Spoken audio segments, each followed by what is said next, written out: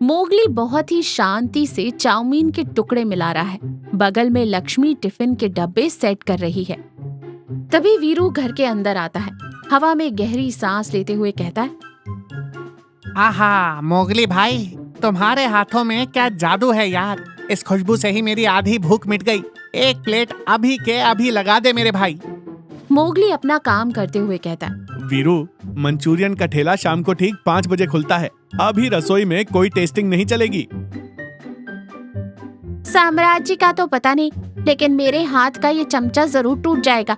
ये दिन में सिर्फ और सिर्फ 20 प्लेट बनाते हैं। अगर उसमें से 5 तुझे दे दिए तो शाम को गांव वाले मुझे कच्चा चबा जाएंगे। वीरू हैरानी से कहता है, यही तो मेरा दुख है भाभी। इसके मंचूरियन के लिए लोग लाइन लगाकर खड़े रहते हैं। दिन की 100 प्लेटें आराम से बिक सकती हैं, लेकिन ये जनाब कहते हैं मैं सिर्फ 20 प्लेट बनाऊंगा और शाम 5 से 6 बजे तक ही ठेला लगाऊंगा। ये कैसा बिजनेस है? मोगली मुस्कुराते हुए कहता है, बिजनेस का मतलब दिन रात कोल्हू के बैल की तरह खटना नहीं होता वीरू। मुझे जितनी जरूरत है मैं उतना ही कमाता हूँ। मेरा समय मेरे लिए बहुत कीमती है। चल अब जा, शाम को लाइन में आना। शाम 5:30 बजे ठेले के पास अच्छी खासी भीड़ है। लक्ष्मी के हाथ में एक छोटी सी डायरी है और वो टोकन बांट रही है। मोगली शांति से मंचूरियन सर्व कर रहा है। तभी रामनाथ काका पूरे रौब से चलते हुए आते हैं। रामनाथ काका तेज आवाज में कहते, हटो, रास्ता दो। ए मोगली, मेरे लिए 2 प्लेट पैक कर जल्दी। और सुन, ग्रेवी थोड़ी ज्यादा डालना। लक्ष्मी डायरी देखते हुए कहती है, काका जी नमस्ते, आपका टोकन नंबर क्या है? रामनाथ काका हैरानी और गुस्से से देखते हैं। ये टोकन वोकन क्या होता है लक्ष्मी? मैं रामनाथ हूँ, गांव का मुखिया। मुझे टोकन की क्या जरूरत? सीधे पैक करके दे। लक्ष्मी हल्की मुस्कान के साथ कहती है, यहाँ छोटे बड़े का कोई फर्क नहीं है काका। जो भी आएगा पहले टोकन लेगा। आज के 20 टोकन खत्म हो चुके हैं, माल भी खत्म हो गया है। अब आप कल शाम 5 बजे आइएगा। काका अपमानित महसूस करते हुए कहते, क्या मतलब मेरे लिए नहीं है? क्या तुझे लगता है मेरे पास पैसे नहीं है? मोगली, 1 प्लेट के 50 रुपए दूंगा। ला निकाल 1 प्लेट। मोगली बर्तन पोंछते हुए कहता है, काका, यहाँ कोई नीलामी नहीं चल रही है। मेरे पास जो 20 प्लेटें थीं, वो बिक गईं। शाम के 6 बजने वाले हैं। मेरा ठेला बंद। मोगली ठेले पर ताला लगाता है, एक छोटा सा टिफिन का डब्बा हाथ में लेता है और अपनी साइकिल पर बैठकर निकल जाता है। काका गुस्से से लाल पीले हो जाते। रामनाथ काका के घर का बरामदा। बुधवार की सुबह काका अपने झूले पर बैठे गुस्से में अखबार पढ़ रहे हैं। तभी वीरू वहाँ आता है। क्या बात है काका, कल शाम की बेइज्जती अभी तक हजम नहीं हुई क्या? सुना है मोगली के ठेले पर आपकी नो एंट्री हो गई। काका अखबार फेंकते हुए कहते, बहुत बड़ा घमंडी है वो। मैं उसे ज्यादा पैसे दे रहा था, फिर भी नहीं माना। खुद साइकिल पर निकल गया और पीछे से उसकी बेवी ठेला धकेलती हुई गई। ऐसा ईगो वाला आदमी मैंने आज तक नहीं देखा। काका, वो मेरा जिगरी यार है। उसके सामने पैसे की कोई अहमियत नहीं है। लेकिन मेरे पास एक जुगाड़ है। कैसा जुगाड़? मैं आज शाम 4:30 बजे ही जाकर लाइन में लग जाऊंगा और टोकन नंबर 1 ले लूंगा। वो प्लेट लाकर मैं आपको दूंगा, लेकिन शर्त ये है कि मंचूरियन के दाम से 2 गुने पैसे आपको मुझे देने होंगे, मेरी मेहनत की फीस। ठीक है, डबल दूंगा, लेकिन आज उस घमंडी का मंचूरियन मैं खाकर ही रहूंगा। वीरू टोकन लेकर मंचूरियन की प्लेट खरीदता है और बगल में खड़े काका को दे देता है। काका बहुत ही बेताबी से एक टुकड़ा मुंह में रखते हैं। उनका चेहरा खुशी से खिल उठता है। रामनाथ काका मजे लेते हुए कहते, वाह क्या स्वाद है। सच में इसके हाथों में जादू है। क्यों बे मोगली, ऐसा लाजवाब खाना तू दिन में 100 लोगों को खिला सकता है। फिर ये पागलपन क्यों? सिर्फ 20 प्लेट बेचकर तेरा घर कैसे चलता है? मोगली बहुत ही शांति से कहता है, मेरा घर चलाने के लिए उन 20 प्लेटों का मुनाफा काफी है काका। पर उसके बाद क्या?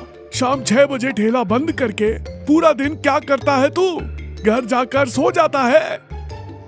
नहीं काका, 6 बजे बाद का समय मेरा अपना नहीं होता।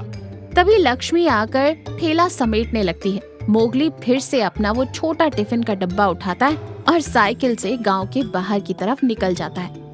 रामनाथ काका वीरू से धीरे से कहते, वीरू, मुझे दाल में कुछ काला लग रहा है। उस टिफिन में क्या है? वो रोज 6 बजे कहाँ चला जाता है? चल उसके पीछे चलकर देखते हैं। शाम के 6:15 बजे सूरज ढल रहा है। बहुत ही शांत माहौल है। बरगद के पेड़ के नीचे एक नेत्रहीन रंगा दादा अकेले बैठे हैं।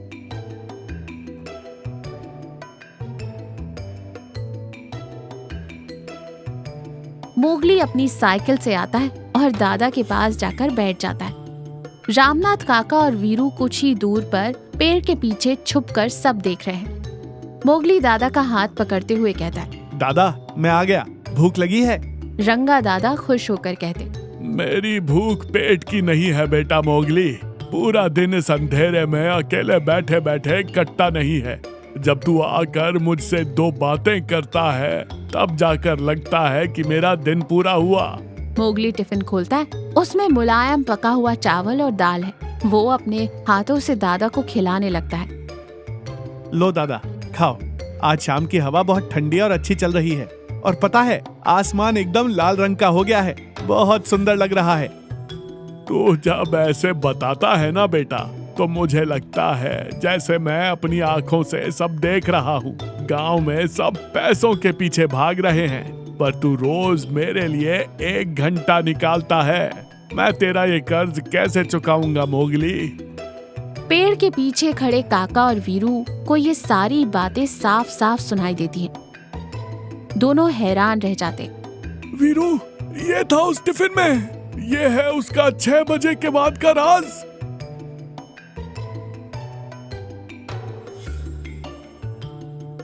काका से अब रहा नहीं जाता। वो धीरे धीरे चलते हुए मोगली के पास जाते हैं। मोगली काका को देखकर चौंक जाता है। अरे काका, आप यहाँ? काका बहराई आवाज में कहते, मैंने तुझसे पूछा था ना कि तू अपना बिजनेस क्यों नहीं बढ़ाता। आज मुझे उसका जवाब मिल गया। मेरे पास तुझे देने के लिए 50 रुपए थे, फिर भी तूने मुझे मंचूरियन नहीं दिया। और इस दादा को तू रोज अपने हाथों से मुफ्त में दाल चावल खिलाता है। ऐसा क्यों मोगली? मोगली मुस्कुराते हुए खड़ा होता है और कहता है, काका, आप अपने पैसों से किसी भी बड़े होटल में जाकर मंचूरियन खा सकते हैं। आपके आसपास लोगों की भीड़ है, लेकिन इन दादा का दुनिया में कोई नहीं है। अगर मैं 6 बजे तक ठेला लगाता हूँ तो मेरे परिवार के लिए काफी पैसे आ जाते हैं। अगर मैं 6 के बाद भी ठेला लगाऊंगा तो मेरा बैंक बैलेंस बढ़ेगा। लेकिन अगर मैं उस वक्त यहाँ नहीं आऊंगा तो इन दादा का पेट और मन दोनों भूखे रह जाएंगे। काका, पैसों से पेट भरा जा सकता है, लेकिन ऐसे अपनों के साथ बिताया हुआ समय मुझे असली मन की शांति देता है। रामनाथ काका एकदम चुप हो जाते हैं। उन्हें एहसास होता है कि वो कितने स्वार्थी थे और मोगली कितना बड़ा इंसान है। वीरू अपनी आंखें पोंछते हुए कहता है, मोगली, तू कोई मामूली इंसान नहीं है भाई। आज तुझे देखकर मुझे और काका दोनों को अपने आप पर शर्म आ रही है। मोगली प्यार से मुस्कुराता है। फिर तीनों मिलकर रंगा दादा के पास बैठ जाते हैं और हंसी मजाक करते हुए उनसे बातें करने लगते हैं।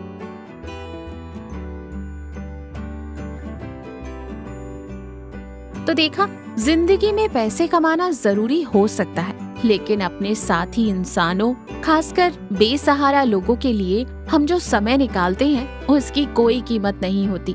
सच्ची खुशी बैंक बैलेंस में नहीं, बल्कि किसी दूसरे के चेहरे पर हमारी वजह से आई मुस्कान में होती है।